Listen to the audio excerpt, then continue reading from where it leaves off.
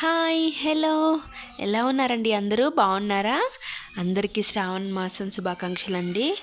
ఈరోజు మేము ఎక్కడికెళ్ళామంటే అనుకోకుండా విజయవాడ కనకదుర్గమ్మ తల్లి దర్శనానికి బయలుదేరామండి.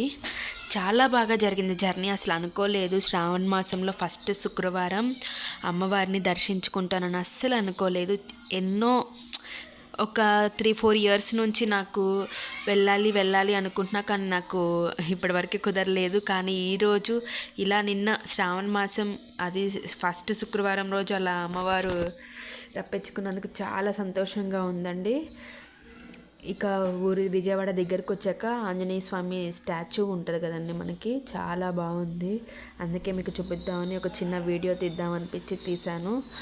ఎలా అంటే మా నైబర్ కీర్తి వాళ్ళు వెళ్తుంటే సడన్గా 9:30 అయిపోయింది. వాళ్ళ పిల్లలందరూ స్కూల్కి వెళ్ళారు. వాళ్ళు అనుకోకుండా సడన్గా బయలుదేరారు. నేను కూడా ఇంక వాళ్ళతో పాటు బయలుదేరాను. అసలు విశేషం ఏంటంటే నిన్న శ్రావణ శుక్రవారం మొదటి వారం కదా, అమ్మవారికి మా నైబర్ కీర్తి శారీ కట్టించారనమాట, కాంచీపురం పట్టు శారీ.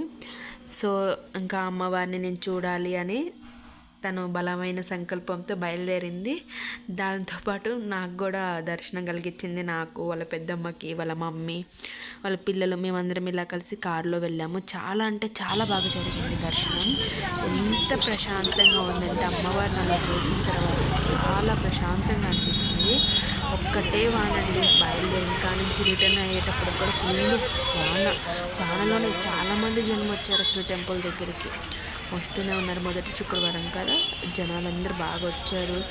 కానీ అమ్మవారి దర్శనం చాలా బాగా జరిగింది. చూసారా, నేను ఫస్ట్ టైం చూస్తున్నాను ఇంద్రకీలాద్రి కొండని, అమ్మవారి గుడిని.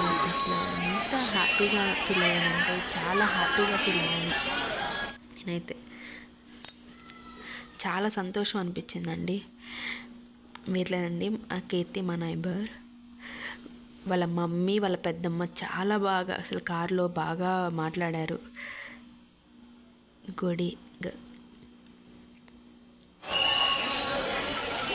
చూడండి ఫ్రెండ్స్, వెనక వాయిస్ వస్తూ ఉంటుంది, ఓం శ్రీ దుర్గాయే నమః అని వస్తూ ఉంటుంది. సో నేను ఎక్స్ట్రాక్ట్ ఏం చేయకుండా అలాగే పెట్టేశాను. మీరు కూడా వింటారు. చాలా పీస్ఫుల్గా అనిపిస్తుంది.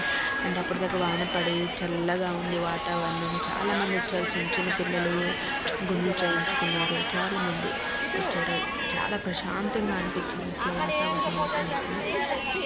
అమ్మవారు టెంపుల్కి ముందు ఒక అమ్మవారు దుర్గాదేవి ఉంది కదా, అక్కడ మనం కొబ్బరికాయలు కొట్టడం, పూలు పండ్లు నైవేద్యంగా సమర్పించడం, దీపారాధన చేసుకునే వాళ్ళు దీపారాధన చేస్తున్నారు. ఇక్కడ చాలామంది వచ్చేసి ఇక్కడ కొబ్బరికాయలు కొట్టుకోవటం ఇవన్నీ చేస్తూ ఉన్నారండి. ఆలయ ప్రాంగణాన్ని చూసేయండి మరొకసారి. ఎంత అద్భుతంగా ఉన్నాయండి. అప్పట్లో భలే కట్టారండి. అసలు మన హైందవ ధర్మం గురించి మనం చాలా తెలుసుకోవాలి. ఎన్నో తెలియని విషయాలు మనకి చాలా ఉంటాయి. మన గుళ్ళే వాటికి నిదర్శనం. ఇక్కడ గుడి ప్రాంగణంలో కళావేదిక అని అమ్మవారి గుడి ఎదురుగానే ఒక వేదికలా పెట్టేశారు. అక్కడ సార ఇస్తున్నారు. అమ్మవారికి సార కాదు, వాయినాలు ఇస్తున్నారు. శ్రావణ శుక్రవారం కదా, అట్లా 108 ఏమో అనుకున్నారంట. వాళ్ళందరూ ఇస్తూ ఉన్నారు. చాలా బాగా చేస్తారు. ఓం శ్రీ దుర్గాయే నమః. Please subscribe. Thank you for watching.